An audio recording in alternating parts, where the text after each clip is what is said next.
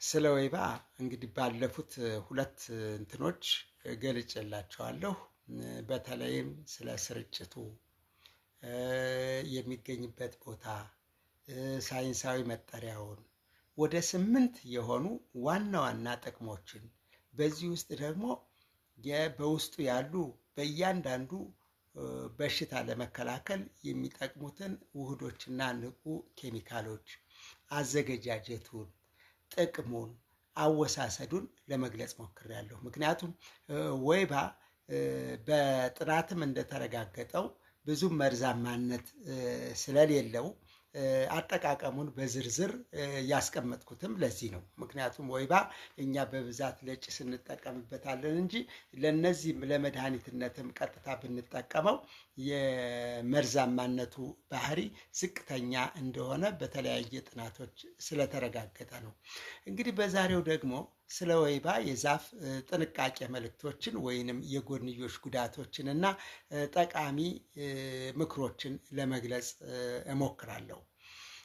እንግዲህ ጥቅሙ ወይባ ወይም አባሎ ተርሚናሊያ ብራውኔ በላቦራቶሪ እንስሳት ላይ የተደረጉ ሙከራዎች የሕክምና ጥቅሞችን ቢያረጋግጡ በሰዎች ላይ የሚሰጠው ጥቅም አሁን በባህላዊ ሕክምና አዘገጃጀት ላይ የተመሰረተ መሆኑን ነው። ምክንያቱም በሳይንሳዊ መንገድ እስካሁን መጠኑ ተለይቶ ያው ጉዳቱ ቢነገርም መጠኑ ተለይቶ እንዳልተቀመጠ ነው የሚነግረው።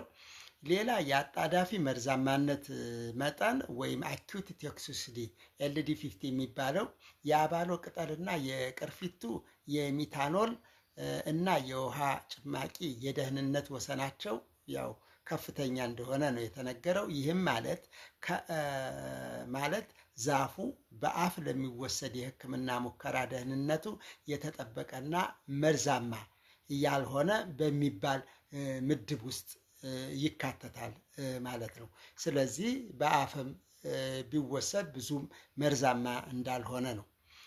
የሴል ደህንነትም ላይ ሳይቶቶክሲሲቲ ላይም በወይባ ወይም በተርሚናሊያ ብራውኒ የተጠናው ጥናት ምንድን ነው የሚለው? የዛፉ ቅርፊት ውህዶች በሰውነት መከላከያ ሴሎች ላይ ምንም አይነት የሴል መመረዝ ወይንም መጎዳት የማያሳይ የበሽታ የመከላከል አቅምን የሚያነቃቃ ባህሪ እንዳለውም በሳይንሱ ተረጋግጧል። እንግዲህ እንደ ስጋት የሚወሰደው የረዥም ጊዜ ስጋት ነው። ምንም እንኳን አጣዳፊ መርዛማነቱ ወይባ ወይም ተርሚናሊያ ብራውኒ አነስተኛ ቢሆንም በውስጡ የያዛቸው ሃይድሮላይዝ ታኒኖች በከፍተኛ መጠን ለረዥም ጊዜ ያለማቋረጥ ከተወሰዱ በጉበትና በኩላሊት እና ሴሎች ላይ ጫና ሊፈጥሩ እንደሚችሉ ይገመታል።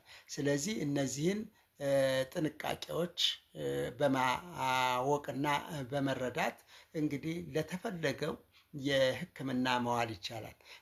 በተለይ ወይባ በሀገራችን በበርካታ አካባቢዎች በተለይ በቆላማ እስከ 2000 ሜትር ማለት ይሄ በቆላና በከፊል ወይና ደጋ የሚበቅል እጽዋት ነው።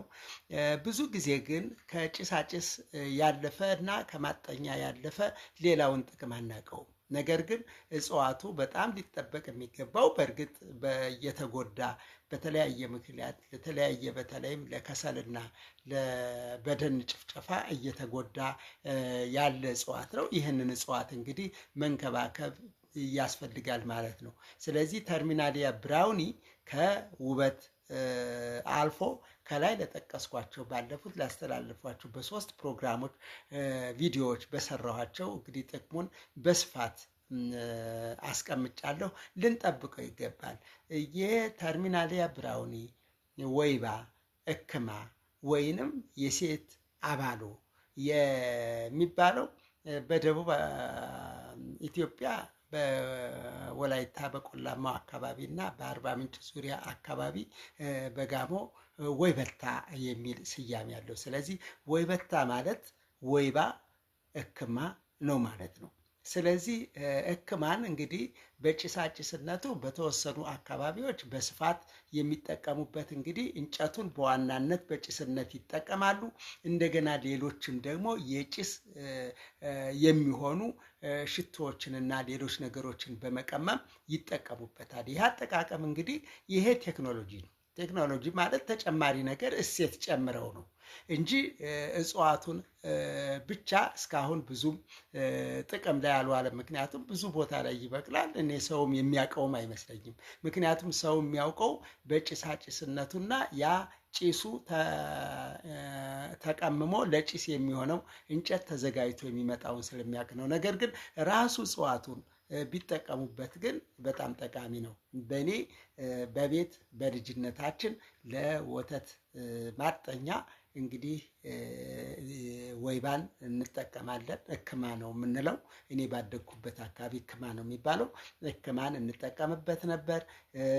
አሁንም ቢሆን በተወለድኩበት አካባቢም ባደግኩበት አካባቢም እኔ የወይባ ዛፍ የእኔ የአባት አጥር ነው። እንግዲህ ሞፈርም እርፍም ለማጠኛም ለአጥርም ለምሰሶም እንግዲህ በስፋት የምንጠቀምበትና እንደዚሁም ደግሞ በሚበቅልበት አካባቢ በፍጥነት የሚያድግ እጽዋት ነው። እንግዲህ ከላይ በፎቶግራፉ እንደምታዩት ዛፉ ይህንን ያክል በፍጥነት ነው የሚያድገው። ስለዚህ ወይባን፣ እክማን፣ ተርሚናሊያ ብራውኒን ይሄ ነው ማለት ነው። ምናልባት ብዙዎቻችሁ ከሌላ ቦታም የሚመጣ አድርጋችሁ የምትገምቱት አላችሁ። ነገር በቆላማና በከፊል ወይና ደጋ አካባቢዎች የሚበቅል ስለሆነ እንግዲህ ባለፈው ያስተላለፍኳቸውን በትክክል መጠቀም ከተቻለ ከበርካታ በሽታዎች ሊፈውሰን ይችላል። እንደገና ደግሞ ለተለያዩ አገልግሎት መሳሪያዎች፣ ለቤት ውስጥ ለሚውሉ ቁሳቁሶች ደግሞ መስሪያ ያገለግላል ማለት ነው።